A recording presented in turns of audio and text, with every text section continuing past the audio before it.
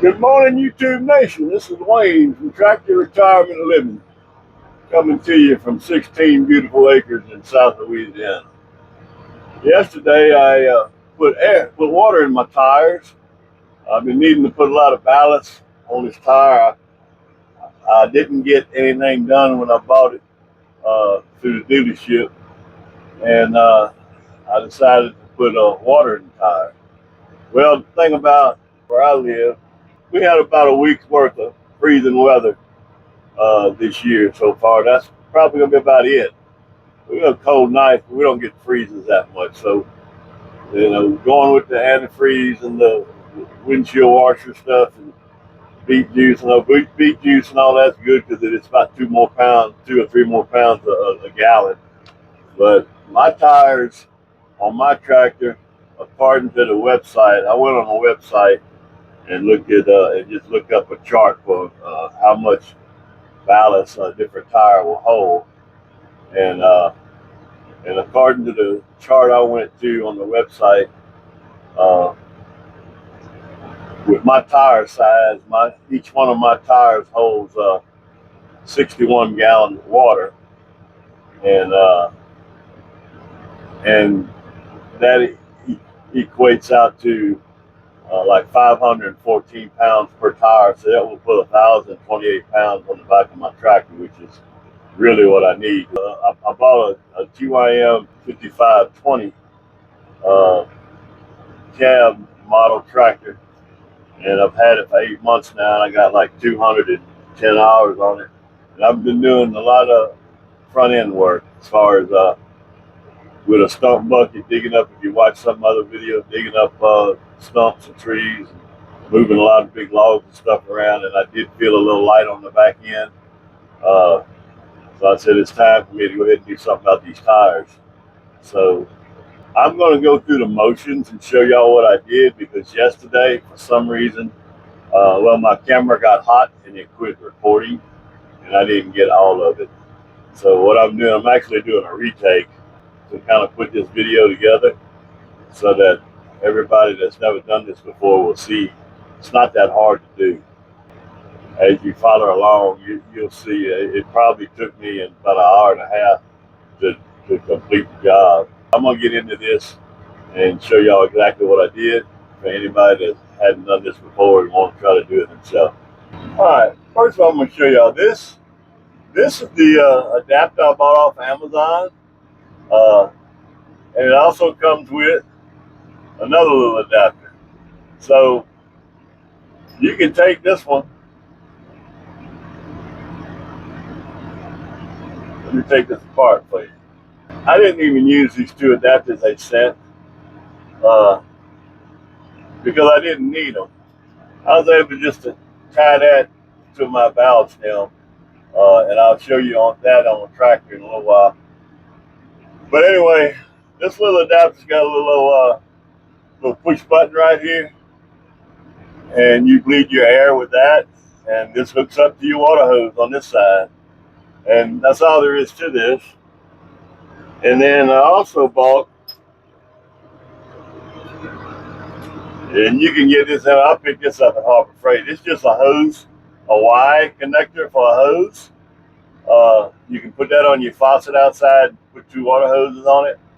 I actually bought this and used that because I could use it to bleed off my air better than that little tiny button on the little tiny button that they give you on this right here.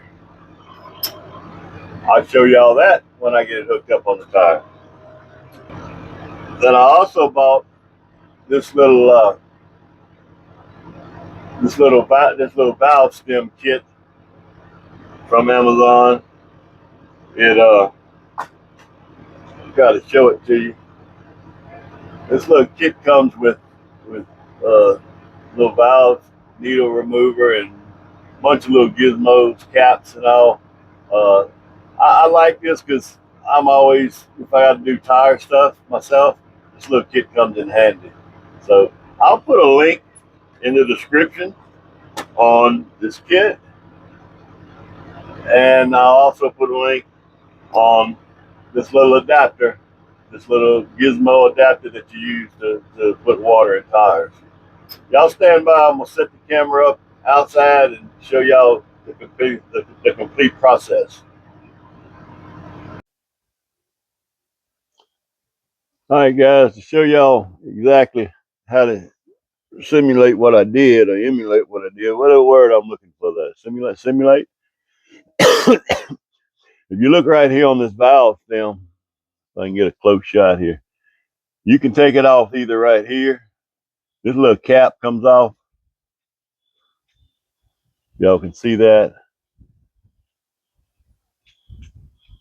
And now you would just normally air your air up here. First of all, jack your tractor up. Jack your tractor up, put it on 2 jack stands so that when you spin this tire on this side, the other side spins too. So you're completely off the ground. Chalk your tires in the front. Make sure you do that all safely. Then you're ready to let the air out of this tire. You don't want to let the air out of the tire with the tires on the ground because you could lose it. You could, the way to distract, you could pop that tire off the rim, and then you have another problem. You have to get that tire back on the rim. So you let's just imagine your tires all your tires up in the air, your tractor's up in the air, everything's off the ground, it's all safe and secure. So you're gonna come back here, and this tool comes with an adapter that you can put here. That'll screw onto your valve stem, just like that. Okay. And then this would come in here and tie into that like this. But if you have a stem like I have on mine that's got this other joint right here, you don't even have to take the valve stem out of this part right here. You don't even have to take the valve stem out. I actually left my valve stem in yesterday. I took a little tiny pair of channel locks, took this section out, and you got a straight hole straight up into your tire right here and let the air blow out. Now I bled it down first, though. When I did take that off, it didn't just blow off in my hand and I lose it or something. But anyway, so in doing that, when you take this off, you don't even have to use either one of these adapters. You don't even have to use either one of these adapters. You just screw that right straight onto there, and you got a connection. So to simulate what I did yesterday, all I'm going to do is I'm just going to take this thing. I'm just going to screw that on there like that. Okay. Just to give everybody an idea of how this goes together. Then I'm going to put that on there like this. And then all you do, what I did yesterday was I tied this Y fitting to that. So I got the adapter that you figure out what adapter you want to use. You put on here. I put this Y fitting to that because I turn back around and connected my hose here. Okay. I left this valve off. Trying to tighten all this up. So I left this valve off right here and went turn my water on and then made sure this valve was off because I didn't want water shooting out this side. So after I had all that rigged up, I went on and opened this valve up, and you can hear the water going into the tire real good. It's a good idea. Now, that 61 pounds of water that went into this tire, this valve stem should be at 12 o'clock. I'm off a little bit. I should be right here with it. But anyway, that valve stem should be at 12 o'clock because you only fill your tire up to this level right here, up to your valve stem. You got to have an air pocket in here because you got to pressurize your tire back to the right PSI after you get your water in. So I got that part on the video before my camera got hot. So I can show that on this. I'll add that to this and make this all one video. But the thing to remember and what I found was pretty smart. You determine which one of these fittings you're going to use. Whether you're going to use this one with the little tiny hole right there, or whether you're going to use straight from there and not use this fitting with the little tiny hole. So what I did was I was using straight from here. So what I did, I left this hooked up to my hose, and I took a 5-gallon bucket, and I took my phone and I timed how long it took to fill that 5-gallon bucket up with water. Or after I knew that, it took about through that little tiny hole. Now through the hose itself, it took 24 seconds to fill up a 5-gallon bucket through the hose. But this is like a 5/8 hose, so you're going to get a more bigger volume of water.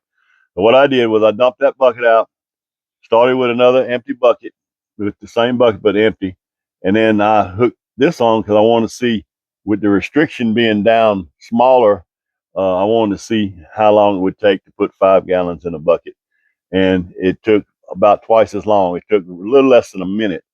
So I knew I had 61 gallons to put in my tire, so I just took 61 and divided it by 5 because I knew that's how many 5-gallon uh, intervals I was going to be putting in this tire. So that came out to 12 point something. I just called it 12 because it's 1 gallon over 60, and when everybody knows 5 are going to 60 12 times. So I said 12 times 40, I think it was 48 seconds. And I did the math like that, and it came out to, I don't know, I forget what it was, but it was like 10 or 12 minutes to fill this tire up. Now, I overfilled because I could bleed out water. So I think it was, both of them was overfilled a little bit. So then when that happened, after that was over with, and and you can hear the difference in the sound of the hose when you're filling it up.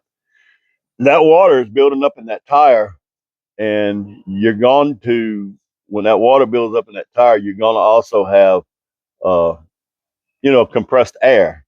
So you're going to have some pressure in there due to the water building up in the tire. So I took my hose off, I cut this off, I went cut my water off, and I actually used this other side of this Y. I used this side of the Y to bleed this hose off, pressure off this hose. Remember, it's cut off here. It's cut off right there. So I used this side to just bleed that pressure off the hose so I didn't get all wet. I just took the hose off like so. And that's all I had sitting on there like that. So I left this side open like that. And I just bled this side. I sat back and I bled that side a little bit at a time. That thing filled real fast. Right now I got it bleeding off till the water gets down to the right level. So